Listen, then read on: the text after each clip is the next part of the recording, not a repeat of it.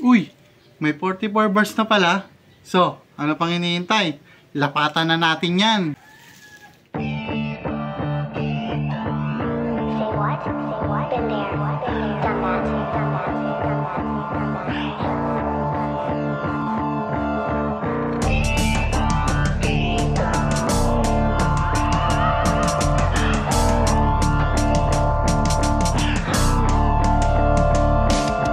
Taong 2024 para sa 44, muli akong susubok sa pagsusulit ni Maestro. Alam kong di madali muli aking pagdadaanan, sa daming magagaling ako'y makikipagsiksikan. Walang pagod pag humagod ng mga letrang binuod, di papalunod sa mga anod, mananalo ng sunod. Makikipagbakawan sa pawan sa latagan, ito'y bagong saing po, hindi to ininit lang. Pakinggan ng maigi, walang kasinungalingan, hango to sa mga totoo ko na pinagdaanan. Halos ako ay takasan na ng katinoan nang malaman ko na habang buhay nasa upuan. Ngunit hindi nagpatinag sa kapansanan, di nasinag. Itutuloy ko to hanggang pangarap maaninag. Malayo-layo na rin naman ang aking narating, gamit ang aking galing sa dagat nagbakapating. Ako'y nakikipagsakmalan sa mga harang sa larangan, banggit lagi aking pangalan sa huling tatlong pagpipilian. Uuwi na may dalang halaga sa sobre nakabalot, hindi sayang ang pagod sa pamilya may iaabot. Kaya ko to ginagawa, ayoko maging pabigat. Gusto ko sa pagrarap ang buhay namin umangat. Kahit matagtad ng kagat, makikipagsapalaran, dihado man sa paningin, lalaban to ng daragan. Kahit anong patakaran, laging nasa kalakalan, sulatan man o biglaan ay